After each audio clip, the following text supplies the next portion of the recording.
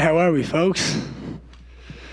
You good? Ian, congratulations on a flawless performance in there. When 30-24, I know you predicted 8-minute knockout, but when you hear 30-24 against Neil Magny, it's got to feel pretty good.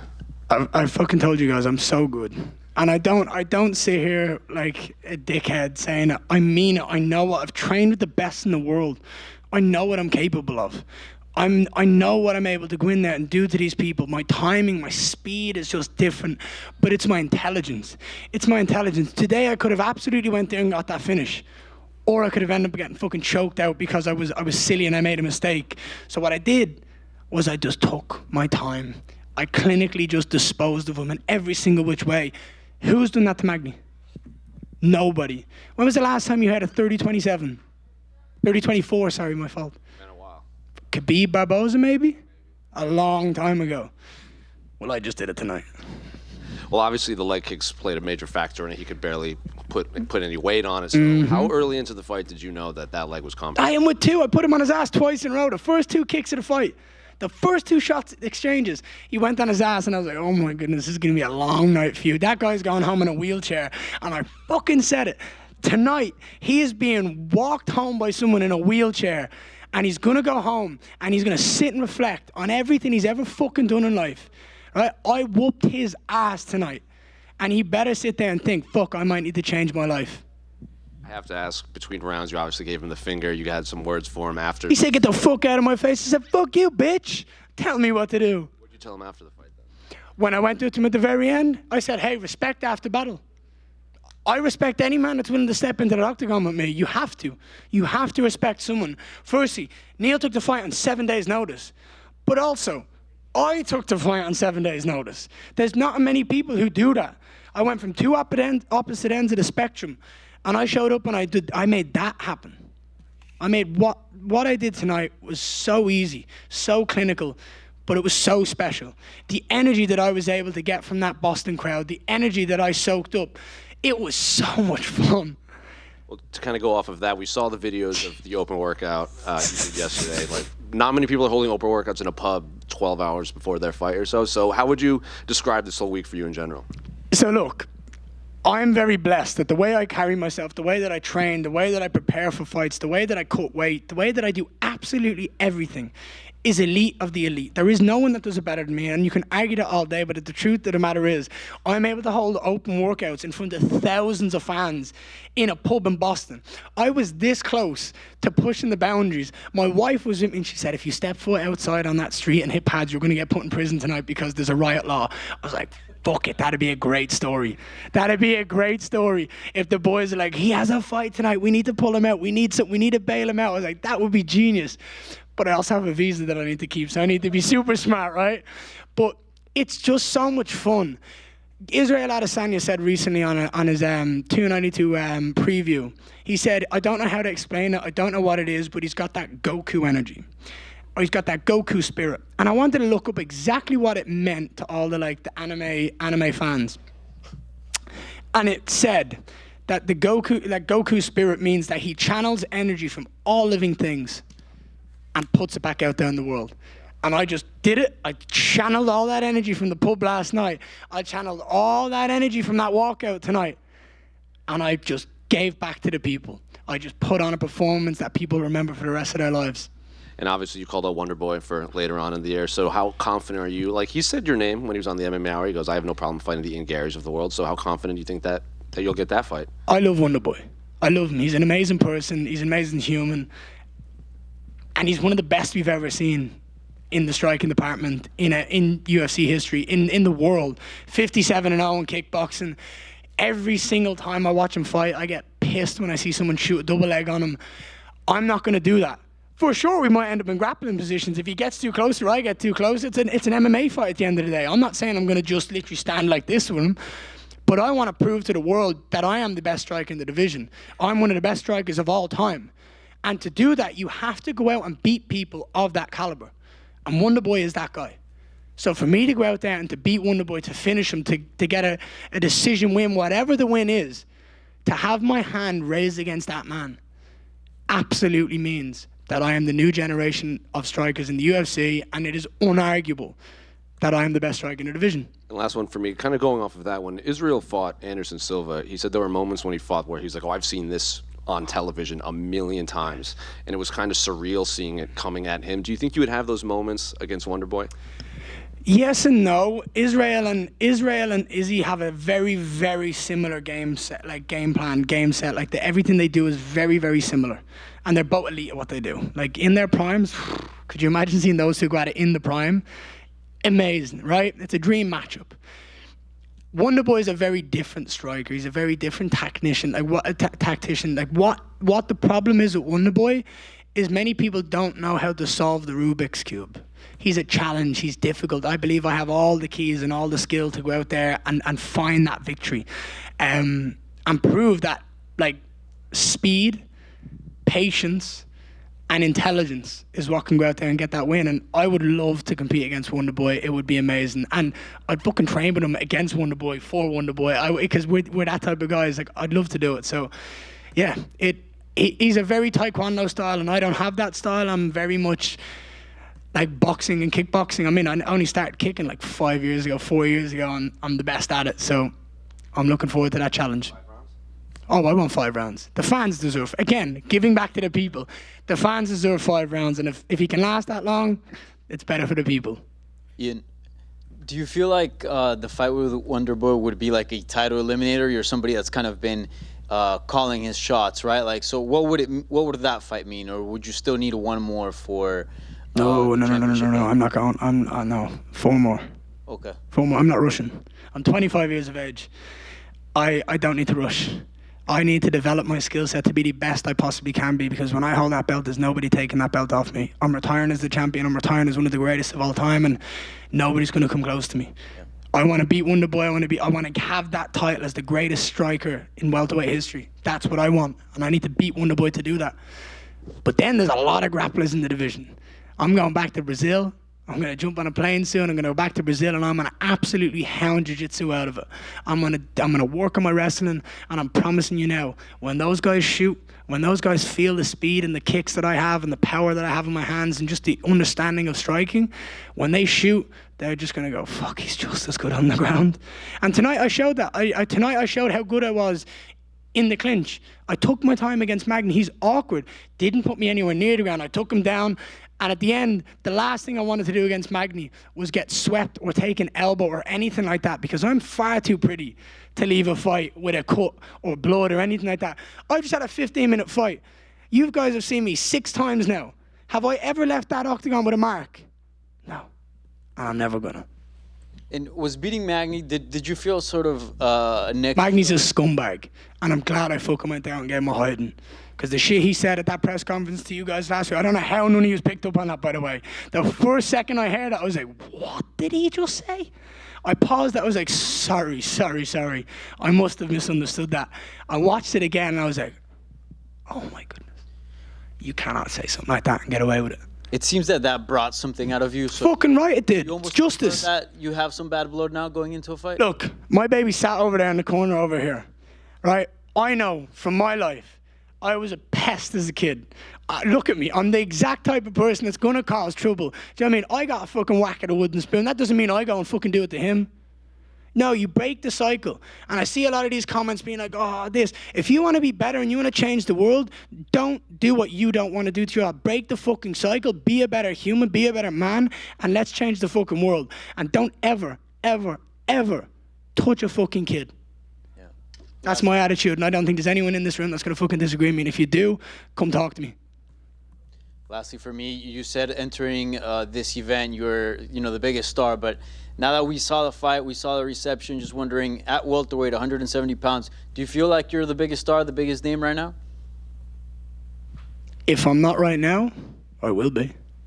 If I'm not right now, when I smack Kobe Covington around in a couple of fights, I will be. If I'm not right now, when I beat Wonderboy, I will be. If I'm not right now, when I have that belt round around my waist, I definitely will be. Ian, here to your right. Sorry, pal. How are you? Long time no see. Good to see you. Yeah. Here, look at this. Look at that. Very good. I'm wearing the blue for double. Hey, look, bro, I told you. Baby blue for Dublin. My wife's got the dark blue. We've got the blue and navy. I'm representing the Dubs. The Dubs went out there and won the Sam. Yeah. I've got 2 friends of mine. Congrats, Sean and Brian. Look, I'm a Dub at heart. I went out there today and I showed Boston, I showed the world that my roots are so deeply fucking rooted in Irish history and Irish culture that I put a suit on to make sure that everybody knew that I'm still representing the Dubs. Unbelievable. And the performance was incredible. You call out Stephen. I mean, I'd imagine you want that pretty soon. Is there a chance, though, like if they said we could get you in Dublin at the start of next year, would you hold off and wait until then? Because it seems like that's kind of the direction you've wanted to go your whole time in the UFC. No, I'm not holding off. No way. My foot's firmly down on that fucking pedal and I'm not stopping anytime soon. I believe that I can beat Wonder Boy in December, whenever they want to do it, wherever they believe is best, because at the end of the day, it's not my job to say where they do that. That's what they're here for. They said they've got the Irish guy blueprint. Right, let's see it. But they absolutely have to bring me back to Dublin and Ireland. I've said it for years. I'm the guy that's going to bring them back. I'm going to relight that fucking flame in Ireland, in Irish MMA. I'm going to bring back that chaotic energy that we have. I'm going to have fans traveling the fucking world, jumping on cars, setting fucking fires, drinking the world away. I'm going to cause... Look, the Irish fans are the best in the world, and we need to relight that flame, and I'm the guy to do it. You mentioned wanting 3 or 4 fights. I mean, obviously, it sounds like Wonder Boy and Colby are 2 of those. Who are the other guys on the list before you head up to fighting for the title? Who would you want to see? It's a good question. Shavkat? I've trained with Shavkat. I'm telling you now, me and Shavkat will be a hell of a show if that happens one day. I know who you won't fight is Gilbert. Gilbert's my boy. I was actually going to call him out for the crack tonight. I was going to be like, I want to fight Gilbert Burns next. Fuck you. No. I was gonna do it. I thought it'd be so funny, but I was like, no, I need to stick to business. I need to shoot my shot and get it. Is it too late? By the way, this is the last question for me. Is it too late now for your mom to call you, or have you spoken to your family back at home? Oh, my phone's in airplane mode, and it's not getting taken off airplane mode for about 4 weeks. I'm gonna change my number tomorrow. I'm gonna send a couple of people a text, and I'll be like, hey, this is me. Don't give my number to anybody. Yeah, I like to keep myself very private to everybody. I have a very, very close circle. I keep it tight because it matters to me. Ian, right here. How are you, sir? Good, how are you? How do you think I feel? I feel fucking amazing. Yeah. Top 10 in the world, baby. Yeah. You said you don't have a mark on you. How quick of a turnaround do you want? I think they'd want me to do MSG. And the truth is that it makes sense, but tax. It's a lot of tax, and fuck that. Let's avoid that if we can. Avoid it like the plague. Vegas is way better. So I love Vegas. I have so much of a connection with Vegas. I got married in Vegas. I had my first baby scan in Vegas. My son's middle name is Vegas. I love and adore it. So I'd love to go back to Vegas and put on a show. I mean, it's the biggest city in the world. The Irish crowd, you know. I'd be excited to do it. I think that would be an awesome 5-round fight in Vegas for the fans. I'm just never finding the fucking apex. I can promise you that. So one thing that a storyline with you and Magny was Magny's never really been a trash talker. You got in his head. You got a trash talk. Now you're talking to Stephen Thompson. I mean, that's like the good Christian guy. Doesn't say a bad word about anything. I mean, would you trash talk Stephen Thompson? I could try. I have so much respect for Stephen. This is the thing. You can try. But I believe there's levels to it, right? I fucking made Jeff Neal pull out by selling his mugshot, right? I beat him. He's done. Like, I have won 2 fights in 1 fight camp here. And then Magny gave me gold. It's like someone handing you a gold bang on here. Yeah, don't drop it. It's like, obviously not. I'm going to use this. You can't sit there and say something so fucking stupid on air, on live TV, and not get absolutely slated for it. Like, and that was my girl. Like, I didn't want him to have 1 word spoken at that press conference because he didn't deserve it. And also, did you see the emotion? Go back and watch the press conference when Dana was like, right, we're going to wrap it up. And you look at Magny and he's fucking livid. You could see it in his body and his soul that he was pissed. I got in that man's head. I pissed him off. I made him stressed. I made him angry. And don't think for a second that when he went home at night that he was livid. When he weighed in, and I seen him there, that he was livid. And every time I looked at him and smiled, that he was like, oh, I want to break that kid's face. But what happened? He got his fucking ass handed to him. Justice is amazing. And you mentioned, you said you want 4 fights so you can continue to build your skills. Oh, what's one area you say that this is the area that I need to build to be the best pound for pound fighter in the world? I think the best thing for me, is jiu-jitsu. I think to have world-class jiu-jitsu means that I can strike with anybody on the planet, beat anybody on the planet, and do it flawlessly. Right? And if anything goes sideways, whether he takes me down, whether I get dropped, whatever happens in life, the minute my butt touches that cage or the minute my butt touches that mat, we're grappling. Wrestling's done.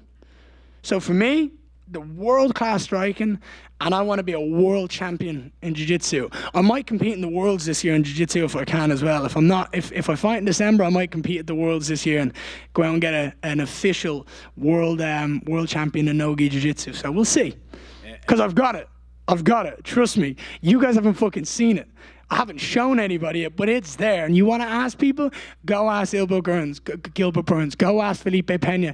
Go ask fucking Wagner Hoscher. Go ask all of these elite world-class jiu-jitsu practitioners that I've trained with. And they'll tell you that I can grapple. And my last question is, you're saying it's a flawless victory, and I agree. The only negative I heard was at one point, or I think twice, you actually put your hand over the cage. And the broadcast team was saying that that's illegal. Did they? No, I didn't put my hand over it ever. I put my hand on it. And Keith was saying, get your hand off. I said, I'm just resting. I'm chilling out here. What's he going to do? Look, if you go back and watch it and my hand goes over, you're right. I'm not. No. But watch. If you go on and it's over, like a chicken wing, you're right. If it's like this, I'm right. And I'm goddamn sure that my hand didn't come down off that thing. I can promise you that. I was just chilling. There was nothing he was doing. So I'm like, shit, all right, I'm just going to lean here and take my time. Congratulations. Thank you. It's bash it out. If difficult fights are learning experiences, and like you said, not a lot of 30-24s pop up, what can you learn from a fight like this? That I am absolutely sensational at what I do.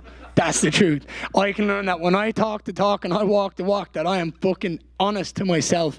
And the truth is, I took that fight in 7 days' notice, and look how good I looked against a guy that I had fuck all time to prepare for. I'm elite. Ian, back right over here. How are you, sir? Good, you, sir. I'm fucking amazing. So you mentioned earlier in the week that a lot of people over in Europe are going to be staying up really late to watch you fight tonight. What's your message to all those people back home who are maybe on their third cup of coffee trying to enjoy it? I hope it was worth the wait. I hope we put on a show that you'll always remember. I remember being that guy that was sat at home at 5 o'clock in the morning watching Gilbert Burns and Kamaru Usman with my friends on the couch, having pizza, fucking drinking coffee, drinking Monster, drinking everything we possibly could to keep our body up. I'll never forget those moments. So I hope that kids that are in that position, I hope they just enjoy it as much as I did when I was in that position, because it's memories you make for a lifetime. I remember all of Conor's fights. I remember everywhere I was. I remember who I was with. I remember what I was doing, because it's emotionally invested. So I hope people are emotionally invested. I hope they feel the energy, and I hope they go out and have a fucking great night. All right, thank you, Ian. Thank you so much. Right, thank you so much. Onwards and upwards from here, if that's possible. Thank you so much.